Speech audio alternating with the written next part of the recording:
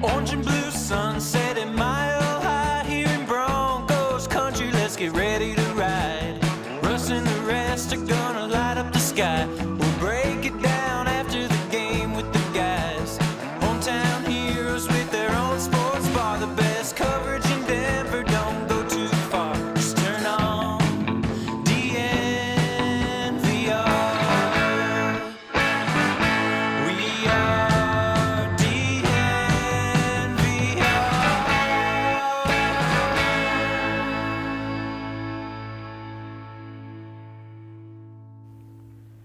DNVR Broncos live, coming to you from Studio X, where the X stands for extra excited to tell you about our presenting sponsor, DraftKings Sportsbook. Let's go. It's time for a new name or a new studio. No, I just wanted to segue into the presenting sponsor a different way today. We're trying to be efficient. Is that it? Yeah, get it all together. Yeah. We're moving quickly. Okay, let's go. You got 5, 4. We already got 3. a delay of game, we did it. let's move back 5 yards and start the show. The clock still counts, though. Last show before the game. Of course, we will have the tailgate Sunday morning, so you can see Henry and I there. We also have the actual tailgate before the game, which get your tickets. No better way to get to the game than to use the bus. And there's a bunch of bus tickets left. So get on the bus, use that as a way to get to and from the stadium, because it's $10 round trip on the bus from the DNVR bar. Incredible. Then you get down to the tailgate. We've got Mile High City sliders down there. We've got Breck Brews. We've got all sorts of fun stuff. So get your tickets to the tailgate, and we will see you there. Damn, Logan said all of them were counting down out loud, and it didn't help. Wow. Speaking of, Justin Outen talked about that today and said, it shows how good the crowd is, how smart they are, how passionate they are, and then was asked, do you want him to keep doing it? And he said, hopefully we don't need the help, but if we do, go for it. Let's go. That's what we call reality, being in touch with reality. If I was, telling him what he should say, I would say we're not going to need it again. Yes, yeah. He said, well, hopefully we won't. Yeah. And, we can joke about this stuff, but I do think it is nice to see that Nathaniel Hackett has been extremely open about how he knows that he needs to get better at these things, and he's willing to get better. I mean, it's been talked about every single day. And he, even today, what did he say? He had a quote about essentially the same thing, which is just like, I know that I have to get better and I'm going to. And that has to be the first step. It's not as if Nathaniel Hackett's not smart enough to figure this out, like he is. So it has been refreshing to see. I'll just say that. And that's why it was disappointing last week, is because we had the one line and then everything else kind of defended the decision. And it's like, well, and I think we even talked about this. We said you have to understand that there's a problem, but in order to address it this week, he clearly does. And I have his quote right here. He said, you've always been a coordinator. And this is talking about him being aggressive as an offensive guy. You've always been a coordinator. You've always been from the standpoint of you want to score more touchdowns. As I'm learning more, you have to remove that emotion. You have to look at it from a head coach standpoint, what's best for the team at the time. I will say, scoring more touchdowns, best for the team. That is true. You don't have to separate those two things. Yeah, and it's interesting. He's talked to, of course, Dom Capers, who has a lot of experience in this, but he's also talked to George Payton, which I find very interesting. And the reason for that, we found out today, is just to pick as many brains as possible about this. But this is kind of the first time where I think Nathaniel Hackett has took a step back and said, oh, shit. This is a lot. This is hard. Because remember, just 2 weeks ago, right before the first game, he was asked, you nervous? This is your first game as a head coach? And he said, this isn't my first game. I'm not nervous.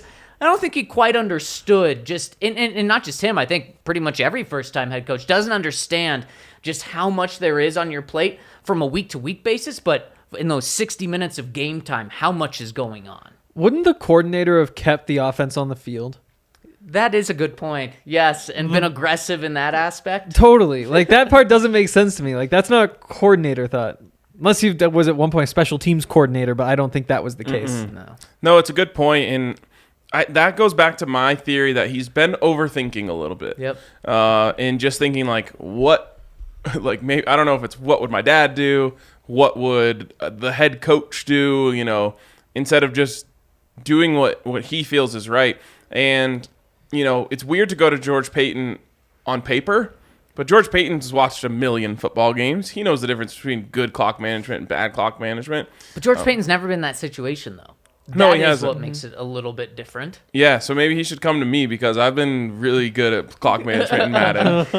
But do you have the voices in your head? I honestly think that's what the problem is with Nathaniel Hackett, and I wish he would just say it because it would be an incredible quote. But he's like, there's too many voices in my head. They need to calm down. Honestly, I think that's what's going on. And so I think that is something where George Paton can help him of saying like, okay, let's actually look at the 5 people or however many people are actually talking to you, and let's eliminate the ones that aren't necessary. Yeah, and I've always told you, Zach, you have to have a philosophy as a head coach, and then that is your tiebreaker. Right. When you get into a tough situation, you just say, who are we as a team? And from day one, I've been telling these guys we are an aggressive team. Then you side with the aggressive one when push comes to shove. Mm-hmm. And, it hasn't necessarily worked out for Brandon Staley to this point. But now Brandon Staley's been questioning himself and, going back on it. And it's like, no, I think I've used this analogy before. It's like you're trying to win at slot machines. You got to keep playing the same slot because that thing is triggered to eventually go. It's set to a certain thing that it'll eventually go. It's like, if you are the go for it on 4th down guy, keep playing that slot, man. Don't go back on yourself. And, you saw in that Chiefs game last week, they lost by a few points that they could have made up by going for those 4th downs and converting on those drives. So that's one thing that's been disappointing to me for Nathaniel Hackett so far is I just don't know I think he wanted to be like an analytics guy. Like that was his identity. Yep. And it doesn't feel like that's what he's been following. Right, exactly. No, completely. And I hope we start seeing that this weekend when the brights are going to be the lightest. I hope he steps up to that. Lights are going to be the brightest. The lights are going to be the brightest. The brights are going to be the lightest. Wow. Yeah, I mean, he has to. He really has to. Mm-hmm. So, guys, I dug up the official stat last night. Two official stats. And I wanted to get this one right because I saw it wrong or different in a couple places. Russell Wilson, home primetime games, 19-3 in his career. You know what the third loss is? What? It's the game that he got injured in against the Rams last year. So he gets injured. They are down 16-7 at the time. Okay. But there's a world, and it's in the third quarter. But there's a world in which he comes back and wins that. So 19-2, 19-3 with a little asterisk. Didn't finish the game in one of them, which is obviously when you expect him to be at his best is at the end. And down 16-7. That's where he thrives. And those situations. And he had one Against the Super Bowl champ, though. Yeah, they were really good. I've got he's got it. I'm not saying he won it. Easy I'm just money. saying he didn't get the chance. Yeah. Right where they want him. And he also had won 9 in a row before that game. So the dude converts home primetime games. Well, and in clutch and against good teams, that's when he's at his best. Additionally, speaking of against good teams, in his career against the 49ers, they played 2 times a year, obviously, in that division. 16-4. Yep. 16-4 in his career against the 49ers, including the last 4 in a row, and 14 out of the last 16. And that's going all the way back to 2013. So, all of the, versions of the 49ers, whether it's pre-Kyle Shanahan, with Kyle Shanahan, with Colin, maybe not Colin, probably Colin Kaepernick, all the way to Trey Lance. Well, and probably the one that matters the most is 4-0 in his last 4, and then 8-2 in the Kyle Shanahan era. So Kyle Shanahan, no matter what help he has or doesn't have on that defensive side, he hasn't been able to figure Russ out. And this is my question to you guys. How much do these numbers matter? Because I've, of course, got a million people in my mention saying these don't matter at all. I think that's definitely wrong. And, I guess the inverse would be I guess you could just Sharpie in a win. It's not that much. So how much does this matter, Hank? I think the primetime numbers in particular matter a lot more if Jerry Jeudy plays. Oh. Because there's only so much that he can do by himself. If he's out there doing primetime Russ, making big plays, putting together the comeback, if there's only one receiver out there who can get open and catch a football, there's only so much Russell can do. And I think that you're just kind of handicapping him where all of a sudden that 19-2, like he just doesn't have as much influence on the game without those receivers. I disagree, though, because now if we were talking about this stat 5 years ago when Russ had a great team around him on offense and defense, and you're saying, well, he's probably not going to have that same caliber of weapons this time around as those teams. Okay, I get it. But when you look at the teams he's had the past 2 and 3 years, outside of DK and Tyler Lockett, pretty depleted when it comes to like a team purpose. The Broncos have a better team than what the Seattle Seahawks have been the last few years, even if Pat Surtain doesn't play. We know Justin Simmons isn't going to play, and even if Jerry Jeudy doesn't play. And quickly, where are we at on those two guys? Pat Surtain practiced today. Really good sign. I expect him to play. Yeah, unless the only thing, the only reason why I would say he wouldn't is just they've taken a very conservative approach. That is true. With a lot of these guys. I mean, Billy Turner practiced all 3 days at full last week and still didn't play. But I think they kind of take that step down with Pat. So that's the reason he wouldn't play, but I think he will play. And Jerry Jeudy is very interesting. We talked to Nathaniel Hackett right before practice, and he said Jerry Jeudy's not going to practice. And then we saw Jerry Jeudy fully dressed with his helmet on the field right when the team was starting to warm up. Right when the team started to warm up, he caught a few balls on his own, then went into the locker room. So he did not practice today. Not as optimistic.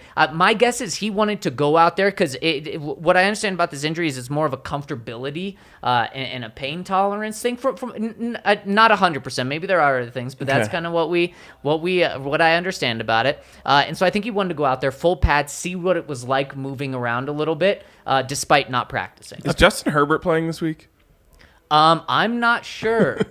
Because he has fractured rib cartilage, which everything I've read about, like all these people on Twitter saying like this happened to me, and obviously we're all not built, we're the opposite of built different compared to these athletes. But they're like, oh, I had this, I couldn't sleep for 8 weeks. It was so painful. Like exactly. Like I'm like, is this dude really gonna play with this? Because there's no like. You can protect it in, you can wear the, whatever you call it, like the rib protector and all that stuff. But all it takes is one. Yep. And you're going to get hit as a quarterback. And also, he has to trust a Los Angeles Chargers team doctor to inject his ribs with painkillers. Isn't it the same one? That's right. I believe it's the same doctor. I think so, because I think the headline earlier this week was the same person that's going to be working with Justin Herbert this week is being sued by Tyrod Taylor. And it was a rib injury for Tyrod Taylor. Yes, so it's going into the exact same spot. Oh, you hate that. Anxiety of like already having a needle put into you in the first place gotta suck. Yeah. Knowing that this guy basically killed his friend's career. And on top of that, when we're talking about a rib injury, quarterbacks, you can't come close to a quarterback's head, so you're not going to hit him in the head, the shoulders. You can't go low on them. The only place you can hit a quarterback is the ribs. Yep. And that's where he's going to be hit. It's didn't you say something like not only that, but typically it's like a 4 to 6 week 6 to injury? 12. 6 to 12. Yikes. They're really trying to avoid chargering it if they play him, which then, of course, adds an element that it could turn into a worse chargering. I will say that I've never seen a more roller coaster moment than Oh, my God. Justin Herbert, unable to run. He could have even walked and gotten the 1 yard they needed or whatever it was. Maybe it was 3. And then the next play just throws a dot. Perfect. Unreal. That was crazy.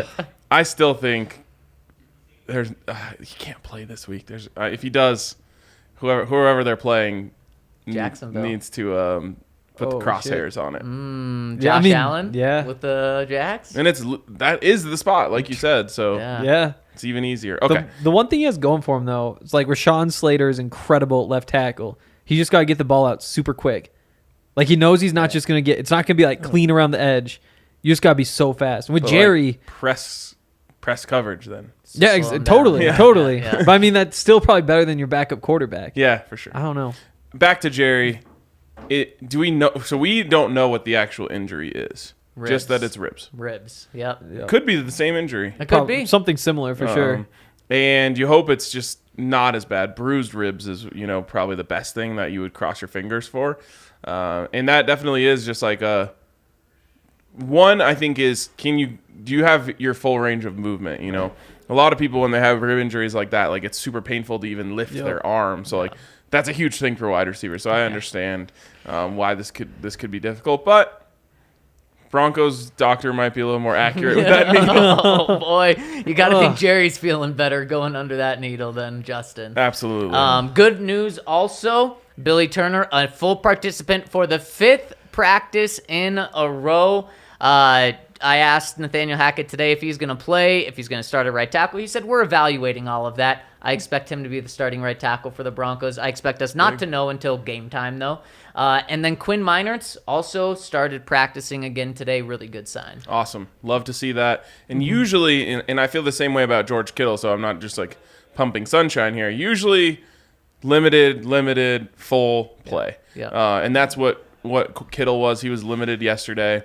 I haven't seen what he was today, but I expect a lot of these guys to play. I completely agree. KJ Hamler out there today, and so I expect him to play after playing yesterday, today, not playing last week. I expect him to be out there. Zach, you never answered something or nothing, or how far in between Russell Wilson's primetime record and record against the 49ers. 16-4 means nothing to me against the 49ers, but 4-0, specifically more so 2-0 last year against the 49ers. There's something to that.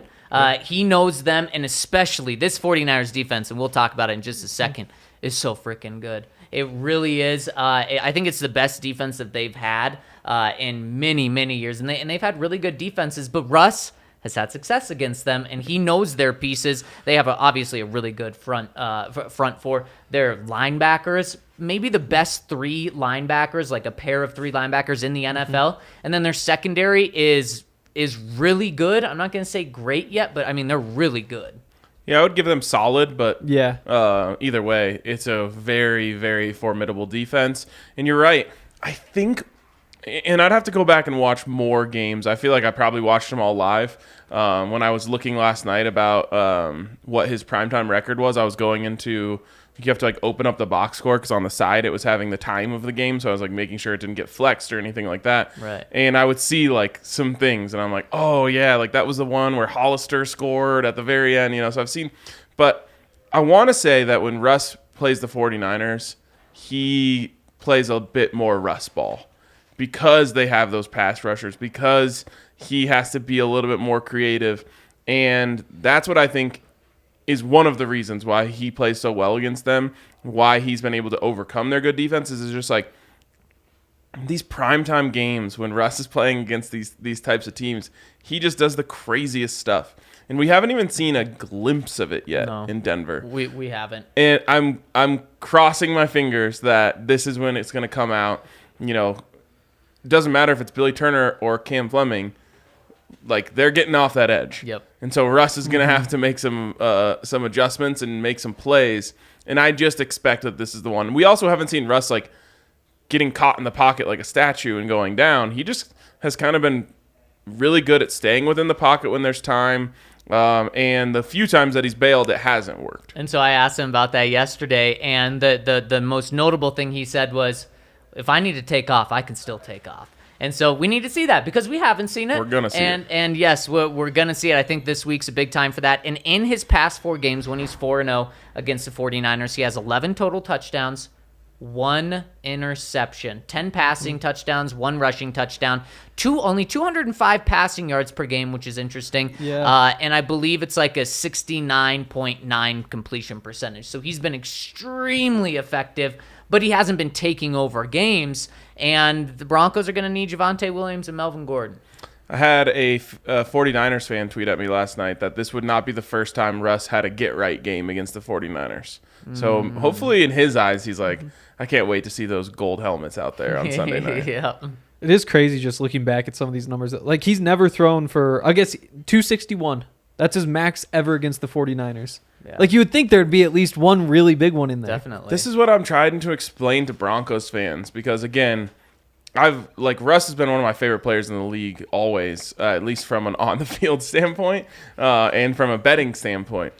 Every game, not every game, it feels like every Russ game, it just comes down to the end. And he pulls a rabbit out of his hat at the end and wins. And I think it was one of you two who said he's more John Elway than Peyton Manning. Not comparing them. But that's what John Elway did. Like, we have maybe some revisionist history, and obviously the three of us were extremely young, but about like what John Elway was. John Elway was, I think I've mentioned a couple of times, I watched an old highlight a couple of years ago.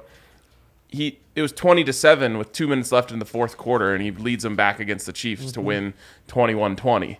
And it's like, wait, how did it get to 20-7? What was happening the entire rest of the game? Like, that's how a lot of these Russ versus the 49ers games are, and just a lot of Russ games in general.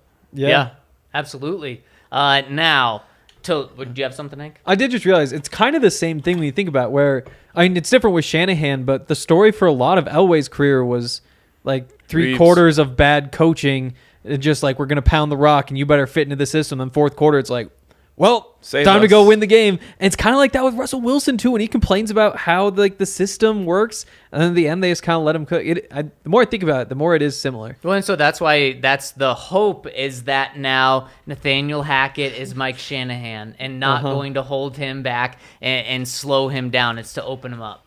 I wonder what Mike Shanahan's record, his first 2 games were, or like even just what those games were like. That is an easy Google. But obviously he wasn't a first-time head coach at that time, so it's a little bit different. Right. Well, look up his first 2 games. I guess he did get fired. Yeah. So we know it didn't go great. Not after 2 games, obviously. Right. So when we look at this 49ers defense, you want the bad news or the worst news first? Bad news. Bad news is they have the second best run defense in the NFL, only giving up 2.6 yards per carry, which is, again, the best in the NFL. Now, like I've said with the Broncos and who they've played in the past and why it's kind of disappointing that they're 1-1, the 49ers have played 2 bad teams. The first game, terrible conditions, so not as easy to run the ball, not as easy to pass the ball, and it was against the Chicago Bears. The last game was against the Seattle Seahawks. Not a very good team, but, they did beat the Broncos, but they did not look any nearly as good in that game. And the Niners got them at home, which obviously makes a difference. But aside from that, it's kind of a similar arc for these 2 teams in the first 2 games. Very disappointing loss in week 1 on the road against a team you probably shouldn't have lost to, and then a win in week 2. The difference is the Niners looked a lot better in their week 2 win. Exactly. Now, the worst news is the Niners have the best passing defense in the NFL. Again, you take into, in fact, weather, and you take into account who they played, but they have the second best run defense, the best passing defense, and the ugly news is they've the best defense in terms of yards given up and the second fewest yards per play. So their defense, and you can point to the good players on it to say it's not like a complete fluke that has been happening against bad teams. Shanahan was 1-1 when he started with the Raiders and 1-1 when he started with the Broncos. At the same time, though, the Raiders were 7-9 that season. The Broncos were 8-8. So it's not like it was a huge turnaround. No. They're like 2-3 in both. But it is a good, there's just perspective on how people look in their first time doing something, Yeah, this defense is going to be different. And I think the biggest thing that we're going to see in this game is the Broncos not being able to get themselves into third and manageable as easily as they have in the first 2 games. We've talked about the stat that they're moving the ball better than anyone in the NFL on a per drive basis. And a lot of that is you just go back and watch. Now, there are a few 3rd and 12s and 3rd and 8s in there that Russ has converted. But a lot of it is like run for 5 yards, incomplete pass, 3rd and 5 completion. Whatever, they're getting into 3rd and 5 or less in a lot of scenarios. And that is not going to happen as easily this week. It can happen for sure. But I think that's one thing that is going to really change the script of this game and how it looks is the Broncos may have to pass the ball more than they want to. And that's not great to hear because if you talk to, the average fan, they would tell you, well, you need to run the ball more. Javonte's killing it. I think it's going to be difficult to do so. Now, the flip side is if they can run the ball against this team, watch out. And also, sorry, Russ.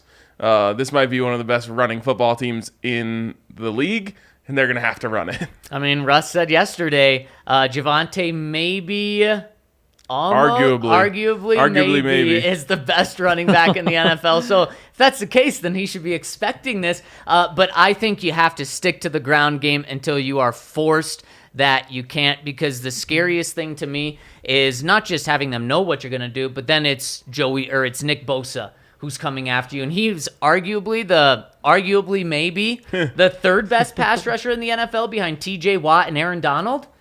Yeah. Nick Bosa, and maybe not stats-wise because he's not hurt, but when he's available, he is so good. Like, he makes Joey Bosa look not good because of how good Nick Bosa looks. And what I would expect to see is exactly what the Texans did to the Broncos on the edges, which is just crash outside so hard and take away all those boot lanes. And if that's what they're going to do, that should be an advantage for the Broncos running game, and they should hit that until they have to stay back a little bit and, pass rush normally. But, in Madden, it's that QB contain, right? That's essentially what the Texans were doing to the Broncos almost the entire game the other day. It's just don't stay out there. Don't go inside at all because you'll get beat outside. And I expect them to do that. They're going to be doing it with a lot more talented players. Yeah, exactly. And but that's why it's so hard to do it when you're the 49ers. Like when you're the Texans and you're saying, are these guys really going to get home? Why not just have them contain? But I mean, saying Nick Bosa, okay, just go out there and contain. You're making a decision, and I think it makes sense for a lot of reasons, but also go get the quarterback is another message that you could totally justify sending to those guys. Yeah, I can't remember who the player was, but I saw a player talking on a podcast recently where they were talking about Aaron Rodgers, and it was the same thing. And he said his coach told him before the game, you stay put. Stay on that edge, and he will come to you, and you'll get 2 sacks. And he was so right. And he got the 2 sacks, and he's like, then I got hungry. I wanted a third one. I dipped inside once. Aaron rolled out, hit like a 65-yard touchdown, and I got eviscerated on the sideline. Yeah, I'm sure the coach didn't care about those 2 sacks anymore. Yeah, exactly. So it is hard to tell Nick Bosa, let him come to you, because that's the opposite of what he's been doing his entire life. Yeah. But if I were the 49ers, that's what I would be doing. Because, again, he's a different level of talent to whereas even just setting that edge and staying out there, if Russ just moves towards him at all, he's going to be able to at least get close, if not make those types of plays. I mean, it's what the Broncos did to Russ in week 1 of 2018, I believe. Did. And it was weird seeing Von Miller not like completely pin his ears back, but it worked. Yep. And they contained Russ and got the dub. Yes, they did. And to this day, it was one of the better defensive game plans I've seen. Yeah, it was really impressive. All right, guys, let's give our picks. First, I got to tell you about where you can make your picks over at DraftKings Sportsbook. Right now, over at DraftKings Sportsbook, Broncos plus 100 on the money line. Broncos plus 1.5 at, I believe, minus 115. If you want to get 1 point, if you think they're going to keep it within a one-game spread, then there you go. And if you bet the money line over at DraftKings Sportsbook and either team goes up by 10 points, you win your bet right then. Doesn't even matter if your team's going to lose. So head to the App Store now, download the top-rated DraftKings Sportsbook app now, and use promo code DNVR when you sign up, because new customers, when they sign up, you bet $5 on Moneyline on any game. You can do it on this Broncos game. You will get $200 in free bets that you can use right away. So maybe you do that tonight's game, and then you have $200 in free bets that you can sprinkle all around the Broncos game, and maybe the other AFC West games, which we're going to give our picks for in a second. So head to the App Store now, download the top-rated DraftKings Sportsbook app now, and use promo code DNVR when you sign up. See terms and restrictions in our description or DraftKings.com/sportsbook. Also, we're working our way towards a Breck Brew Friday, and we're having a special Breck Brew Friday tomorrow afternoon. We're taking the FAC on the road. We're going over. That's just the Friday afternoon club, by the way. We're going over to Breckenridge Brewery for an awesome time. We're going to be hanging out there most of the afternoon, so come hang out. And I've been told there might be a special guest. Special guest in the building at Breckenridge Brewery. So if you're free, Lord? I would recommend going down there and coming to hang out with us. I like that. What a tease. Yes, exactly. What a tease. I'm so bummed I can't be there doing my engagement photos tomorrow night. Oh. Do your engagement photos at the farmhouse. Yeah. Fortunately, it's going to be like 2 hours away, but... Can we do like a sneak peek on the show and reveal your engagement pictures? Yeah. Oh. Can we get That a could be pic fun. from the That could be viewfinder? I like that. Yeah, you should have us like decide which ones to put on the invitation and stuff. Yeah, We could put it to a decide. Twitter vote. I'm I sure don't know if would love Annika that. will want Yeah. Henry for you Maybe to if decide. Allie's input's in there. Yeah, maybe. Yeah, she'll be one of the 700 who vote in the poll. There you go. Annika can vote too. Yep. By the way, people starting to drop their predictions in the chat. Keep those coming. yes, we want to see yes. everyone's predictions. So, I'm Yes. seeing a good sign for the Broncos so far. anyways, I wish we would have gotten 2 rounds of predictions. Like I wish we got predictions on Sunday night and then predictions again today just to see how different they are. that would be funny. Okay. Let's do that Monday. Yeah, let's like do Monday it. show or Yeah. Sundays. Yeah. Come down to the Breck Farmhouse. Hang out with us. Going to be a great time. And hang out with us on Sunday too. There's going to be a lot of hanging out at the tailgate over in the parking lot Sports Fan, which you should swing by also. But a 5-hour, I suck at time math. I don't know what it is, but it's I just do like too. Maybe it it's was just terrible. what we learned in school. I know. It's just, why are times so dumb? Like, why can't we simplify them? Why can't we just go 1 to 24? And why is it 24 in the first place? Well, that's what everyone else does. Because there's 60 minutes? But think about it now. The 24 clock's so tough. Oh, yeah. But I mean, I just let's don't understand why everything wouldn't be out of 100. Like, there Yeah. should be 100 seconds in It should there. always be 100. Yeah. Yeah. Okay.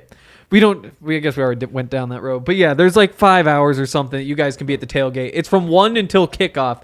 And if you want to take the bus on over, it's like Ryan said earlier, $10 if you tack it on to the tailgate ticket.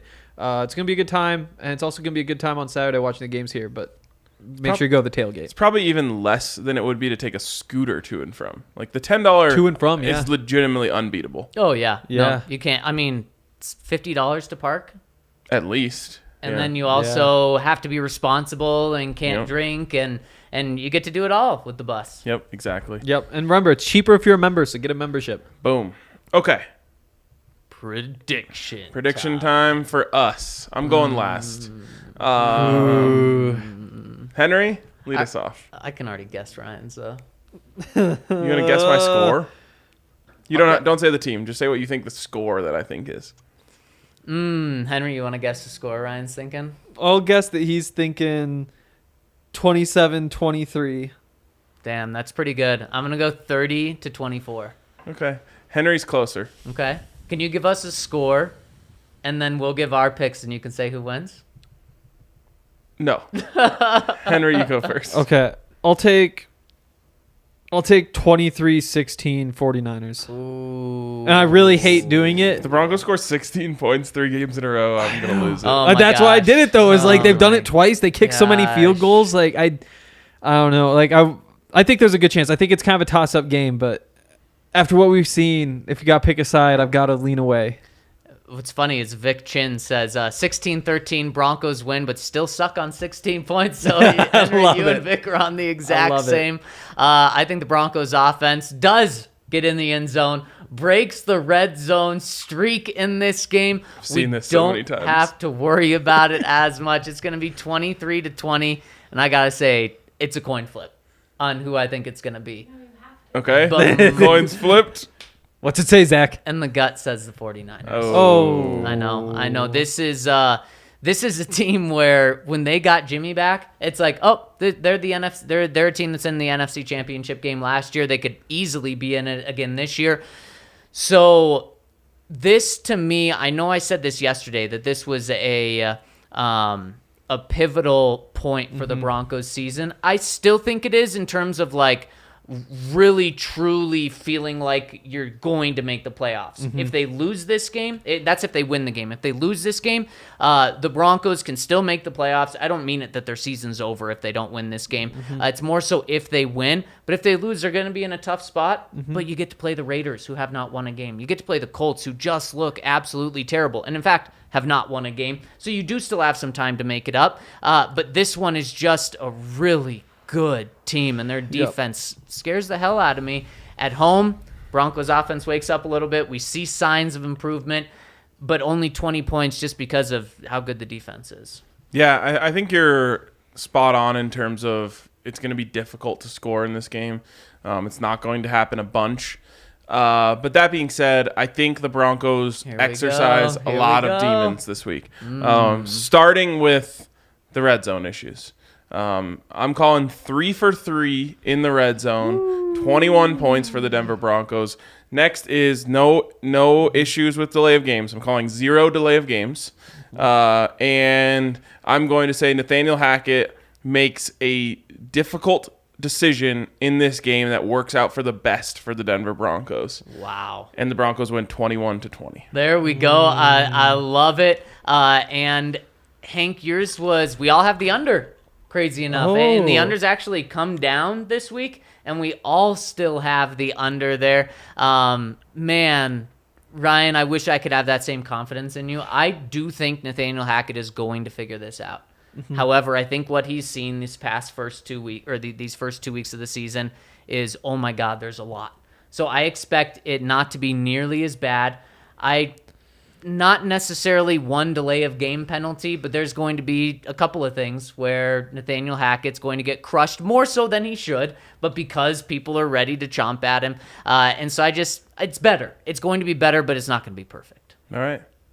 I'll be counting down the play clock. Yes, you're going to be the first one, right? Yeah, I got to make sure they don't get a delay of game. Yeah, you do. Oh, wow. I love it. All right, shall we go around the rest of the division? Yes, let's go around the rest of the AFC West. In the first game, we got Kansas City going into the terrible Indianapolis Colts. Can we change the name of this graphic to Rest of the West? I like that. Rust of the Wust? Nope. No, that No, I love Certainly Rust of the not West. Rust of the West. It just reminded me of Patrick and SpongeBob, and he goes, East? I thought you said West. Thinking the same thing. I feel like Rust of the West is right up there with the lightest bright. and hope is not good. It's just, it's my Breck Brew Friday. What can I say? Zach should have hit me with that when I gave my score prediction. Hope is not good. Hope is not good. Yeah, it's not good. And I got to say, a lot of these score predictions yesterday, we had people unsolicited, but we still loved it, giving their score predictions. I want to say it was like 60% people saying the 49ers were going to win. It's all Broncos now. I haven't seen a 49ers win in here. I saw a 27-17 49ers in there. But yeah, the closer you get to the game, the better people feel. Exactly. And I got to say, I did not think it was going to be a 3-point game a couple days ago. So I'm even feeling that. There you go. Yeah. Maybe I'll be Broncos win on Sunday. What I have to keep reminding myself is that Jimmy Garoppolo isn't that good. No, he's not. Like, we put him on a pedestal before he was in there, just because it sounded so much worse than playing Trey Lance. And I stand by that every step of the way. But Trey Lance has been, like, mostly awful. Yep. And Jimmy Garoppolo is just okay. And that's why it's such a big gap. But, like, in a normal game, Jimmy Garoppolo should not go out there and dice up this defense. No, but what we haven't talked about as much is those weapons are there. I mean, Brandon Ayuk has taken the step up that they really wanted that we haven't really seen yet so far. Deebo Samuel, we all know the type of playmaker he is, not just receiver. He has more rushing yards than their running backs. Yeah, he's basically their running back. And he has the most receptions on the team. It's only 7, but so they're using him. And if George Kittle's back, 7 in 2 games. Yeah, crazy. And that leads the team. So you're talking about top 3 tight end, top weapon in the game, plus another really good receiver, plus a running game that doesn't matter who the running back is. San Francisco, it's just weird. It's kind of what I said yesterday. It's weird that the 49ers quarterback may be like the least important quarterback in the sport. Yeah. It's sad. I was talking to Caden Stearns today. You know, I talked to him about like Debo and Kittle and all that. He smiled.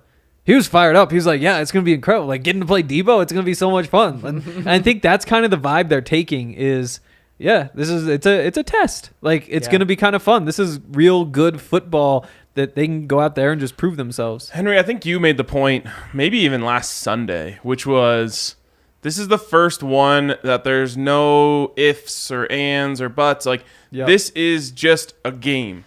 Yeah. Go win it. Yep. Doesn't matter how, doesn't matter who.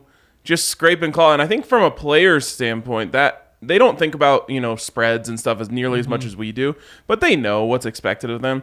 This week, it's just win. That's the only thing that's expected of them. Now, Nathaniel Hackett probably has some other expectations that are being put on him.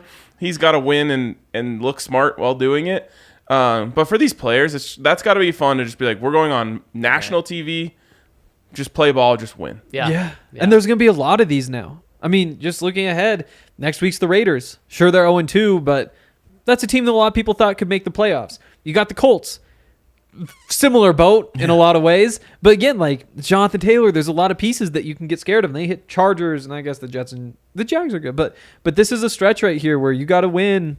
You know, if you win 3 of these next 4, people are going to be really excited. And if you go 2-2, we'll see. Yeah, we'll see. You're in a tough spot if you go 2-2. But this would be one where then you look and you say, okay, Raiders is definitely should win. Colts is a should win. Chargers, well, especially if you win this one and you win the next 2, you can drop that one and totally be fine. Especially the Jets the next week. Right. And then you got the Jags in London before the bye, and I think that's going to be a tough game, but so in terms that of could be the real kicker. In terms of true evaluations of where this team's at before the bye, I think it's this game. I think it's the Chargers on the road, another primetime game, and maybe the Jags in London, but I'm not going to put the Jags there yet. I think it's these 2. I agree if they win tonight. Because if they don't win tonight, then all of a sudden you're saying, wait, are they better than the Raiders? Are they better than Colts? Because they can really drop down. You mean if they win Sunday? Yeah. If they lose this week, but then win after, Fair enough. All right, let's get into these games. Zach, do you have an update on the records? On our pick records, I do. We all came back closer together. Ryan, I was last. you're 3-3. All right, let's go. You came back from 0-3. Let's go. That's actually huge. I came down to earth from 3-0 to 3-3. So Ryan, you and I are we went tied. opposite on all 3 games last week? Yep, I believe we did. Wow, that's crazy. Oh no, I think I must have been 3-2-1 last week because I did have the Broncos winning, which they did. Yeah, and then the other 2 we went opposite. And then Henry, you're on top. 4-2. Out of nowhere. 4-2 out of nowhere. And since we're giving these, we also have to do our Survivor pick. Don't let us forget to do the Survivor after Rest of the West. We are all still in. Believe it or not. Let's go. Through 2 weeks. We're giving you that, Ryan. I was guess going to say, ties count. you guys forgot to submit your picks last week, so you both lost. No, we did. We had okay. I had Broncos. Henry had Henry had we Bills. all had Broncos. Henry had that's Bills. right. Yeah, and you had Broncos with me. Our season-long teams, that the draft we did. Oh, God, so many updates. Ryan, you're in last. Oh, no. Yes. Your team has 6 wins through 2 weeks. Out of Out You had of 10 20 teams. opportunities? Yes. 6. Oh, no, not There's some necessarily played each because they other. could have played Right, each other. right, exactly. Henry, you're second. You have 9. Still not not great. And much your better. boys in first with 15. Oh, God. Wow. Thank you to the Bills, Peaking Chiefs, too soon. Eagles, Dolphins, Giants, the 2-0 Giants, baby. Oh, my goodness. Wow. Can you share that with? I want to see these. No, can't share. I just gotta. Yeah, I'll share them. Okay, let's do these. Chiefs at Colts. Do the Colts have a chance because it's at home and they're very desperate? I think so. This is one of those ones where, again, I said it during this league. It's like everything you think is wrong, and True. everyone just thinks the Chiefs are gonna blow them out. Now that could happen, but this would be one of the ones that you're just like, wow, just when you thought. Yeah. Just when you thought. That being said, Chiefs. Okay. Yeah. Henry? I mean, I got to take the Chiefs. You just cannot look at these 2 teams and say, like, oh, yeah, Colts. Unless you're saying, like, oh, they're going to Jonathan throw Taylor. Stephon Gilmore on Travis Kelce and Pat Mahomes isn't going to be ready for it. But no, I mean, it's the Chiefs. For me, it would be Jonathan Taylor goes off for 240 yards, Yeah. and it completely stops the Chiefs from getting into any rhythm. And he's so capable of that. Totally. He Totally. could. I hate that I love this game. The Colts are a 5.5-point underdog. 5.5. Chiefs are going to blow them out. Give me the Chiefs all day in this game. And I hate that I love it. But yeah, 240 yards is possible, but very unlikely. And I agree with you. I think he's got to hit 200 to win. That does feel like one of those lines, though, that you're like, why is this like this? Right, And then after the game, yeah. you're like, damn it. Yeah, it could be. Yeah. always- The worst is when you have that line and then the Colts score a quick touchdown and you're down 13 points to start the game. Yes. You know, with the spread. All right, we got the Raiders going into Tennessee to play the Titans. The Raiders in this game. One of these teams is coming out 0-3 and probably dead.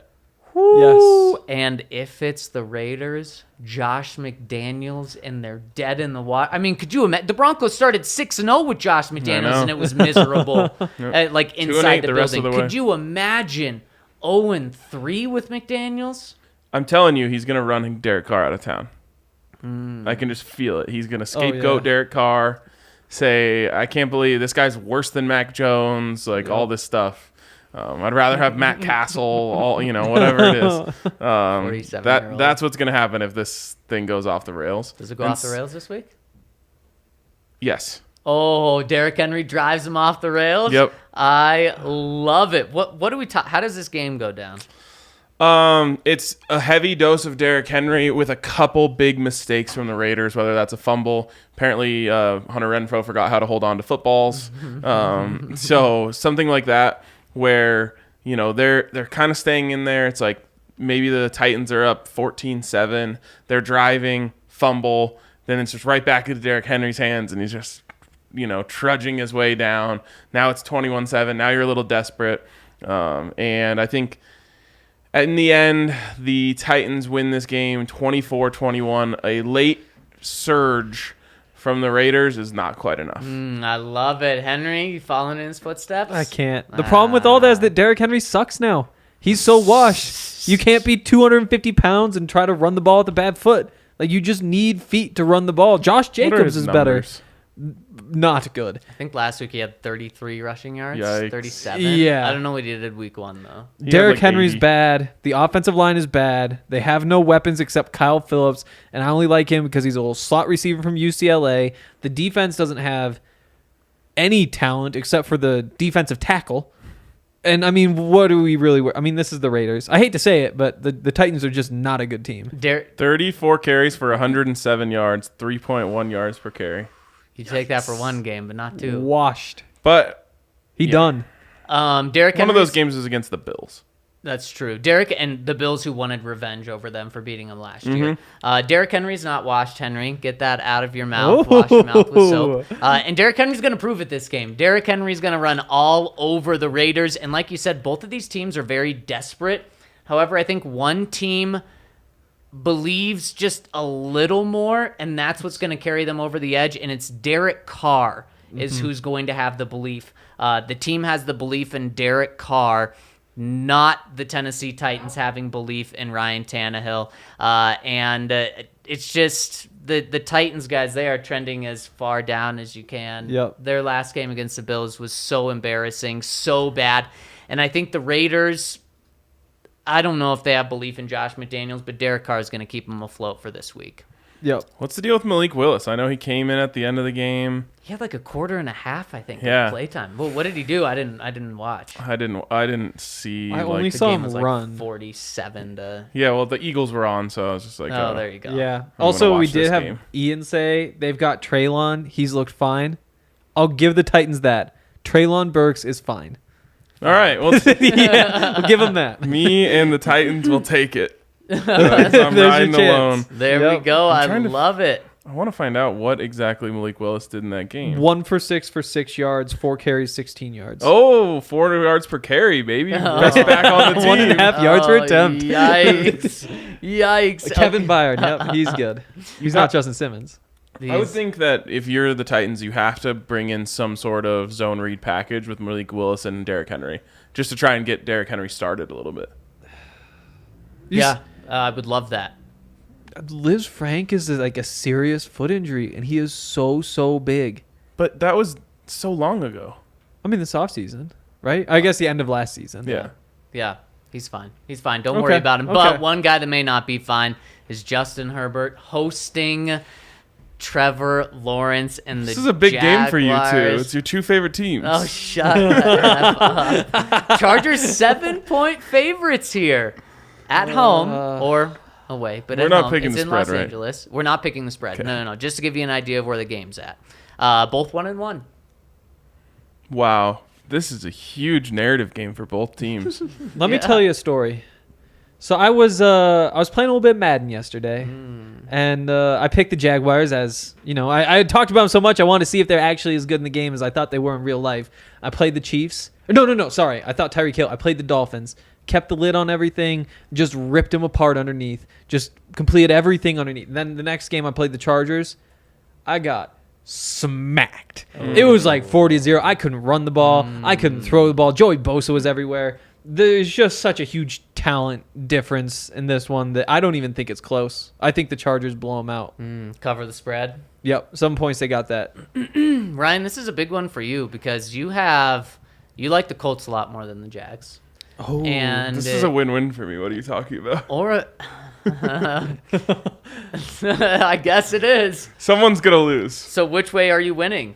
Gosh, I really want to talk myself into the fact that a less than Justin Herbert, less than 100% Justin Herbert could affect this game, but He's not going to be 100%. and he won't, and it will impact the game. And so I think maybe Jaguars spread is the move. Yeah. But there is, like Henry said, the talent gap is just so big. It really is. Like, I don't know. It's not as big as it could be, but it's like Alabama versus Mississippi State. Where it's like, yeah, they're both recruiting in the SEC, but one's getting a different caliber of player. Yep. And so that's where I'm at here with the Chargers. And no one record that I compared them to Alabama. No, I'm remembering that. The Alabama of the NFL is the Los Angeles Chargers. I love it. I hate the spread of 7. Way too big, especially like you said with Herbert. But I like the Chargers to win.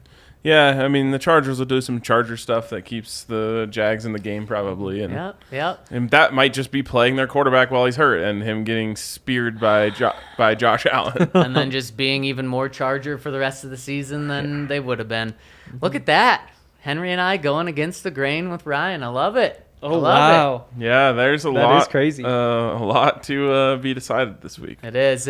And I hope I'm wrong about the Broncos game. I think it's going to be close. Yep. I think it's going to be fun. I hope we're not talking about coaching decisions. I hope we're talking about, like, players doing Making better plays. than that. Yeah, making plays. Exactly. Yeah, that would be very refreshing. It would be. would It be. would be. Maybe less to talk about, though.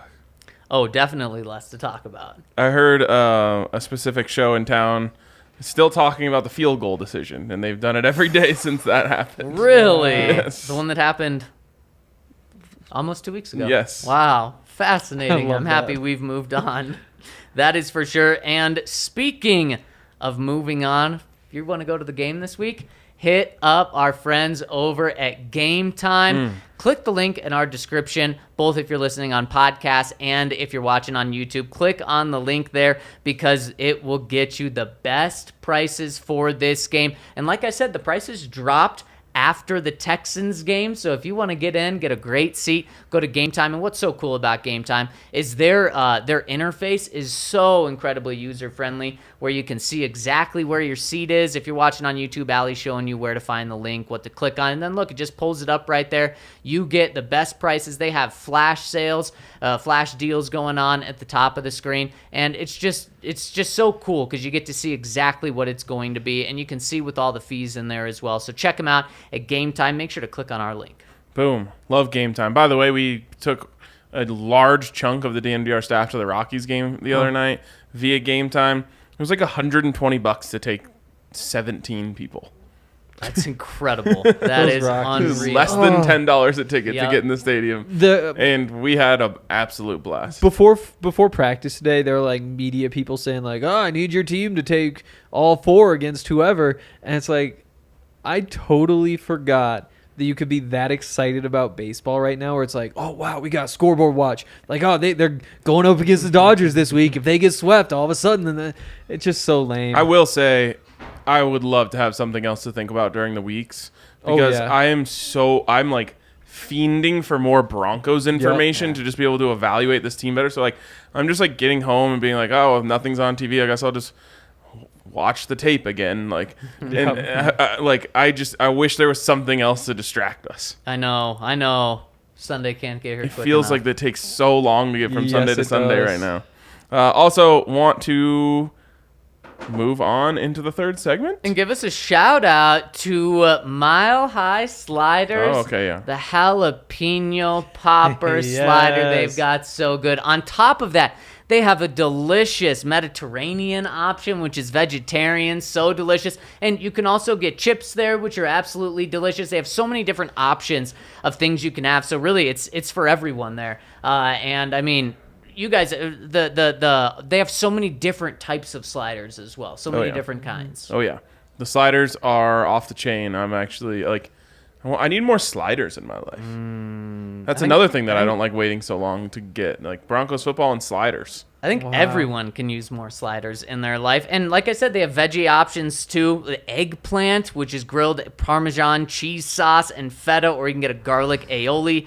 They have a traditional grilled cheese, really good for the kids. And they have shoestring potato sticks or kettle chips. I really like the shoestring chips that they have. And if you don't want to wait till Sunday, you can get them to come to your event by calling 720-375-3464. Ask for Dominic to book for your catering needs or anything that you want them to show up at. That's 720-375-3464 over at Mile High Sliders. Can't wait to get to this super chat right here from Jacob, who says Trevor Lawrence knows how to beat Alabama. We can move on. That was good. That was good, Jacob. That was good, Jacob. Props. Is that all our only super chat? Yep. Nice. Wow. Wait, that was worth the $2 That for sure. was. And I'm talking about your money, but that's okay. All right, let's go to the website then. The first one here comes in from PS2. Hope he's okay. Hey guys, we are living in a world of suck, but that can quickly change this weekend. I just wanted to pop in here and give my takes on Hackett. He has the worst parts of Fangio and the worst parts of Scangarello. Unlike Vic Fangio, Hackett is not stubborn, so I think he will. The time management problems will be fixed, but I'm not sure about his play calling ability. This is crazy to me. I just get the feeling he's playing checkers while great coaches like Andy Reid play chess. Yesterday, you guys said to get to the screen game going against the 49ers, but that defense is so disciplined. I don't think it will consistently work like it did at the Seahawks. Better to just get the short passing game going, even though it's not really Russ's play style. I don't know why we're overthinking Nathaniel Hackett's ability to call plays right now. If anything, he's playing 4D chess when he just needs to play actual Regular chess. chess. I don't think it's like a checkers and chess thing. I think it's just when he gets down to the red zone, he's overthinking it, and Yep. it's not converting into touchdowns, and that's what people are pointing at because he has been moving the ball in between the 20s. There's no question about that. The play calling there has been good, but I have to imagine this criticism should at least specifically be about the red zone. Yeah, red zone play calling, man.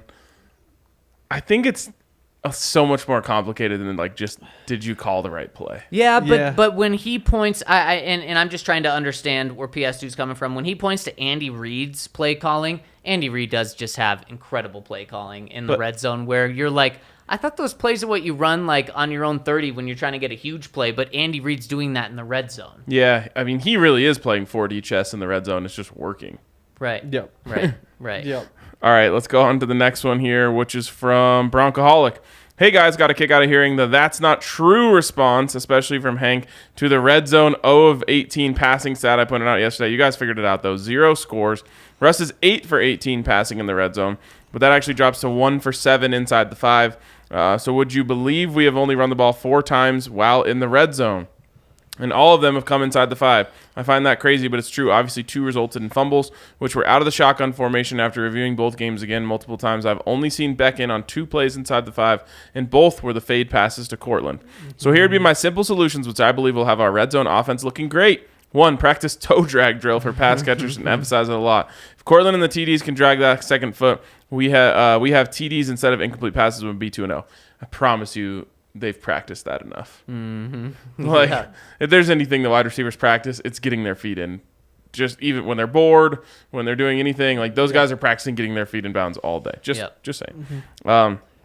2, put Peck in at fullback and run the ball to the outside with Javonte. The first run of both games have been 9-yard outside runs. Hoping to see that call this week. I believe if called, it will lead to a walk-in TD. And I actually agree with this. One of the things that's really difficult about running in the red zone is there's just so little space. And So many people. Essentially, think of this. When you're trying to stop the run, you bring the safeties into the box, right? Well, on the red zone, in the goal line especially, the safeties are just automatically in the box. If they weren't in the box, they'd be off the field. So you've got everyone just piled up there. That being said, I would like to see Javonte get the ball with a head of steam. So, maybe try running a sweep, something along those lines. Heck, if you want to line up in shotgun, maybe even go 5 wide, pop pass to Javonte. If that doesn't work, people will probably lose their minds, but sounds good right now, doesn't it? I just want to see him moving with a head of steam because right now he's better than he was last year at breaking tackles. Yes. Yep. It is insane. The way that he gets out of tackles and gains yards from between the ones right now is mind-boggling. So let's try and get him going, and it's going to take 3 guys to take him down, so try and get him to the edge and see what happens. I completely agree, especially if you have 1st and goal from the 2. Give it to Javonte the first 2 times, and let's say you do get pushed back like a yard or 2 on one of those, then it's okay to pass. But, I mean, Javonte Williams, 2 times, he's going to pick it up. Yep. Zach, you mentioned earlier you want to see them stick with the run. First down and 10, start of the game. Run for 0 yards. What are you calling on 2nd down? Boy, it's a good question. Well, what's the run look like? It was just a classic, outside zone stretch run. But Nick Bosa blew up that right tackle and tackled him. Well, then you either go to the left or you pass the ball. Okay. Because to me, that's the thing is like, it's really easy to say you want to stick with the run until you have 2nd and 10 staring you in the face. And like, if you run it there, that means you're really willing to stick with the run. Yeah. But it's hard. It's hard. And Yeah. I think that's going to be one of the storylines of this game is, are they willing to stick with the run or do they think Russ can, take care of them? Especially with this defensive line. I mean, it wouldn't be a surprise to see a run stopped for 0 yards, and they tried again and it stopped again for 0 yards. Well, then what's Nathaniel Hackett going to do if the team doesn't convert there? Are they going to start with the run on the very next play after it clearly didn't work? It's a really good point. Next one's from Nash Bronco, who says, let's move on to this week's game, shall we? Enough has been said about last week. Zach, I respect you sticking to your guns and eventually coming back around to the numbies we know and love. Everything about this game sets up perfectly for Russ. The national and, frankly, local narrative. An old division rival. Prime time. It should be awesome. My question for today, who will be the surprise hero of the game? Perhaps Kawan William breaking up a pass from his old friend Jimmy GQ and taking it to the house. I'd just like to see an interception, period. Yeah, I think more likely is that he forces a fumble. I feel like that's more his punch speed. out. Yeah, so punch out. Or strip sack. Broncos have been good with strip it could be a sacks, and strip if it comes sack. from K1. Could be pretty good. I like that. I like heating up Jimmy Garoppolo if they can. I'm going to say surprise hero. Hank's not going to like this one. Kendall Hinton. I love Wow. it. I love it. Touchdown catch in the red zone to break the Broncos out of their struggles. Wow. If he's the guy that does it, man, the Hall of Fame legend just grows. I'll go Melvin Gordon. Gets the first red zone touchdown for the Broncos. Ooh. I think he's going to be in the game when everyone's going to be pissed that it's not Javonte Williams, and he's going to run it in. Easy too. Yeah. Like just like probably. a quick little jump cut. And Yep, exactly. And speaking of former 49ers that are now in the Broncos, good news is Draymond Jones was back at practice today. DJ Jones. DJ Jones, yes, thank you about that. Bad news is the Broncos' official injury report for today was released. They have 2 guys that did not practice, Jerry Jeudy and Darius Phillips. That's official. Jeudy didn't practice. They have 10 guys who were limited. 10 guys, and they had 5 new players added to the injury report. Dalton Reisner with an elbow, although he practiced, so not a big deal. Mike Purcell with an elbow. He was limited, so maybe a big deal. Draymond Jones with a neck injury. He was limited. And then you had Jonathan Cooper and Tyree Cleveland both with hamstring injuries, and they were limited. You're getting hit all over the field with that stuff. Yes, you are.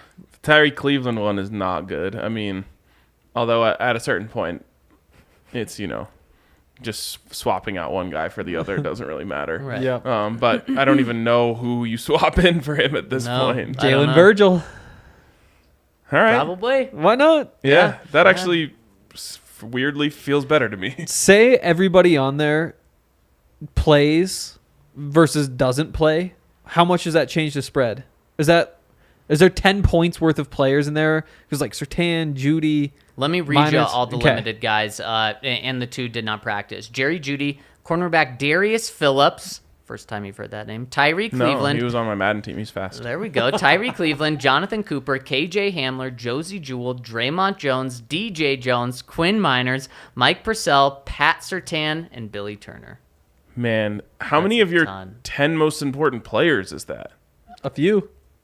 I mean, Judy and Sertan are absolutely in there. Miners is probably in there. I mean, let's just think of it. Who are the guys that aren't on there that in your top? DJ Jones, yeah. Randy Gregory, Russell Wilson. Cortland Sutton, Chubb probably. Chubb. Bowles. Yep. Bowles. Ronald Darby, Kareem Jackson. Okay, then 5. Yeah. Half of your most important players Yep, are in there. Yep. That's bad. Big week for injury luck. But You I need those really guys think good.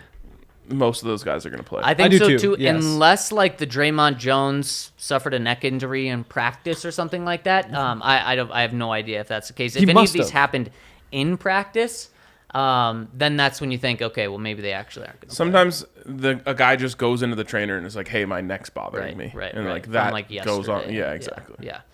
So we'll see, but that's definitely something to keep an eye on. Next one coming in from the Count. The He says, Count. "My gents, I'm catching up on pods. I hope Zach has a great time in Europe. On a separate note, I'm excited for this Hank guy to join up. I feel like I've seen him before. And of course, the Count is still catching up on pods. He says, how many Zachs would it take to deadlift Billy Turner? Love the Count. Oh Wow. my goodness. See, the good news is that he's actually like very long. Like he's a tall guy, so there's a lot of room to line him up. You know, it's Well, like if you you're had like a just boxial deadlifting, so guy. you only have to go from bent over to that's right. standing up. Now, how am I holding him? I assume there's like ropes wrapped around Okay. his Oh, legs okay. and his neck. So you're on both sides. And then, it's like, you've just got a bar that goes across his body and it lifts up Okay, from okay, there we go. each side. I would say how much does he weigh?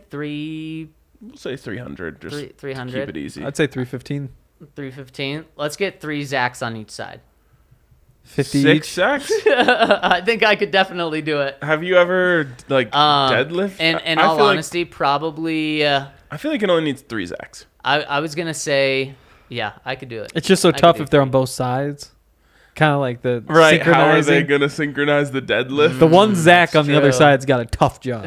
What if It might they take just 4. combine all 3 Zacks into one And body? the one into a Billy Turner. That's not how this works. That's not how this works. Then all of a sudden, like how many Zachs to tackle Javante takes on a whole different That is true. That is that's true. very 120-foot We'd have Zach to out change there. the entire concept of how many Zacks. I gotta would. say probably the person that would least want to do this ever is Billy Billy Turner. Turner. Yes, I I was just can't thinking, imagine like second Zach. the amount of money it would take to pay him to do this. Yeah, he he would would be just so unamused. He would just never do it no matter what. no. No. By the way, I think this is the first time all Oh, season we've had the wow. porn Hello. bots. Yes. This Aw. is huge for us. This is huge Let's for go. us. is it big porn for bots. impressions or what? No, every time the porn bots came in the Avs chat before a playoff game, they won. Oh, Wow. this So, is huge. The porn bots are here Oh, to man. rescue us. Maybe Also, I if you're should listening change to my this at a pick. podcast, you have no idea what we're No, talking you about. don't. Don't worry. There's not porn on the screen. It's can like imagine. imagine that scene from Austin Powers. Is there a porn scene in Austin Powers? No, there's fembots. You don't remember that? I don't know. Maybe I haven't seen that one. No. Well, everyone else that's watching this definitely remembers that. Next one from, speaking of porn bots, Big Wood 54 says, fellow Bronconians, everybody seriously needs to calm down with these overreactions. I've seen a lot of people already saying Wilson is washed. Go look at Manning's stats his first 2 games here and compare them to Wilson. Neither are great by any means. It just shows that he has time. It's going to get better. Penalties and red zone offense will pick up. Go Broncos. I agree with the penalties and the offense getting better. Ryan, we had this conversation last week. I don't like the Manning and Russell Wilson comparison at all, especially when you're comparing them 1-1. Yes, are they both on new teams? Yes. Are they both with new offensive systems? Yeah. I mean, they're both systems that are catered to them. But yes, Peyton Manning did not play football for the entire year That's true. before those first 2 games and those first 5 games, which people point out saying the Broncos went 2-3. Russell Wilson played football last year. Yeah, I think when people use these comparisons, they're not using them to say Russ is going to end up being Peyton or anything like that. It's more just to remember that everything doesn't always go according to plan. And I think that is really important for everyone to remember is Josh McDaniels was 6-0. Everything flipped on its head. Mm-hmm. Mike Shanahan was 1-1, as we learned. Like that doesn't really make a big difference. But the point is that it's not always going to work the way you dreamed it up during 6 months of off season when we have nothing to do but to dream it up. And that, it all started with losing to the Seahawks. That was really a big issue. And I mentioned the big reason behind it is because everyone was talking shit to the Seahawks fans all off season. And we all got made look, to look like idiots. Yep. So that set things off on the wrong foot. But I think when people bring up these comparisons, it's just to say, hey, look, it doesn't always just work the way you thought it was going to. Yeah, and it may not work the way we think it's going to for this entire season. I think this Russell Wilson experiment is going to work out for the Broncos this year. It just might not. I had them at 11-6. I was very optimistic. I think they're 9, maybe. I mean, this game is going to determine if they're a double-digit win team to me or not. Yeah, and to me, if they win, I'm right where I was, because I assume that they win, and that means things went right for them. Because I don't think that you're going to be able to win looking ugly this week. Now, it could be a grind and, difficult, but you're not going to win making big mistakes and not punching the ball in the end zone or in the red zone. Yeah. And I had them 10-7 this season with a loss to the 49ers. So it's the same as Zach, where if they win that one, all of a sudden right back on pace for double digits. Right.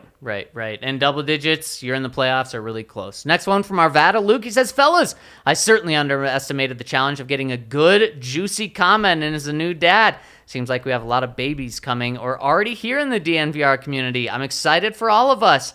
Arvada Luke Jr. arrived during halftime of the Bills-Rams game, so it seems she's a bona fide football fan. We all came home to the last thing I had been listening to, the DNVR Broncos Podcast. Congratulations. Yes. That's way too cool. By the way, Luke. real quick, multiple spouses in the last couple of weeks have told me, thank you for your podcast. It's the only way that I get my husband to clean. Oh, man, that is amazing. Just throw it in your ear. Yeah, there we go. exactly. We probably turned up really loud in someone's ear vacuuming. There's right now. also been a couple that say like, the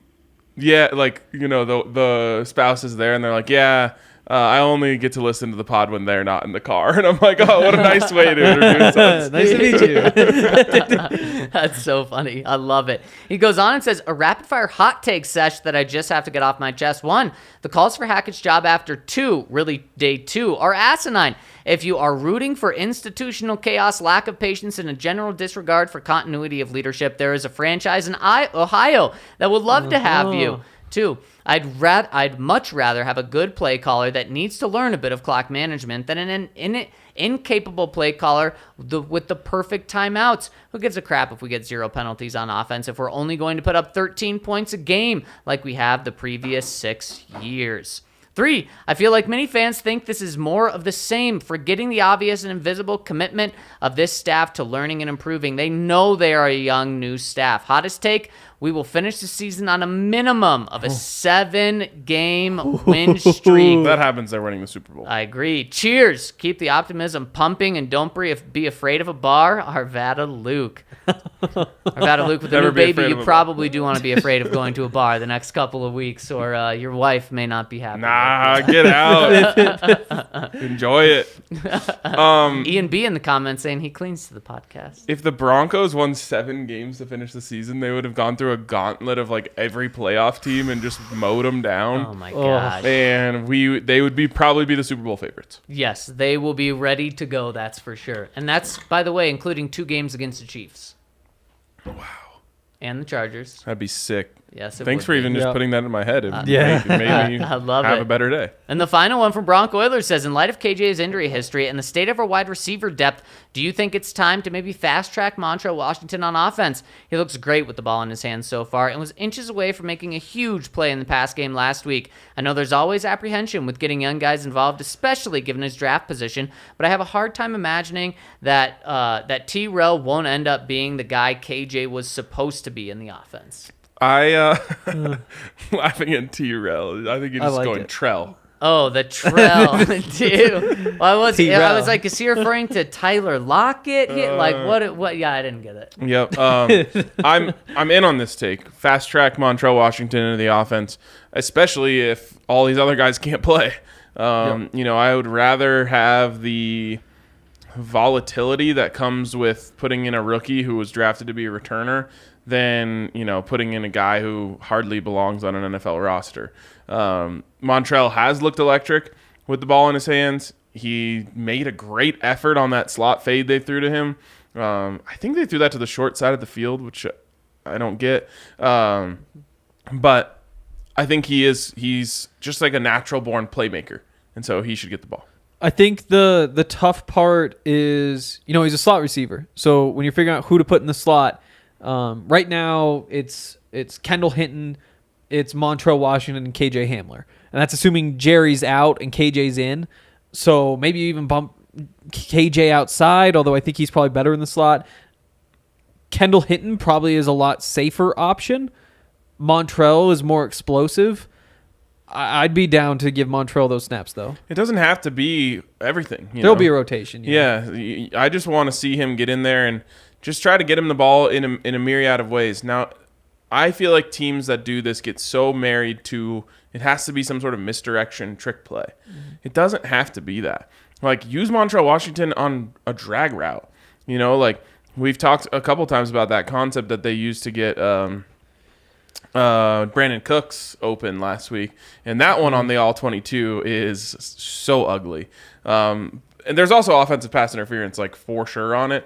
Tight end releases and just runs directly into Jonas Griffith, who was actually supposed to follow Brandon Cooks on that play, which still isn't, what you want. No. But that made Alex Singleton have to come from all the way across the other side of the field, dodge Jonas Griffith, who's getting picked, and then go make that play. So, but again, that's the point of this stuff is you run a little pick, you run a little rub here and there to try and get away with it. They got away with it, got them a huge play. Give Montrell Washington the ball in those types of ways, because it's just get at the ball in space without having to, telegraph what you're doing when he gets on the field. It's simple, a Montrell Washington package. That's what you do. You just have a little package for him, get him on the field for a couple of plays at least, because he can be a playmaker.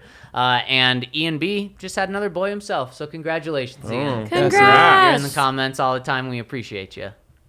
All right, next one is I think that was it. Yeah, we did it. That does it for us today. Appreciate everyone for tuning in. Like I said, we'll see you at the tailgate. You can come hang out with us at Breck tomorrow. Mm-hmm. We'll be on the tailgate show Sunday morning. 10 a.m. Post-game show here. So lots of opportunities to connect with us this weekend, and we hope you take us up on that. Otherwise, we will catch you on the post-game show.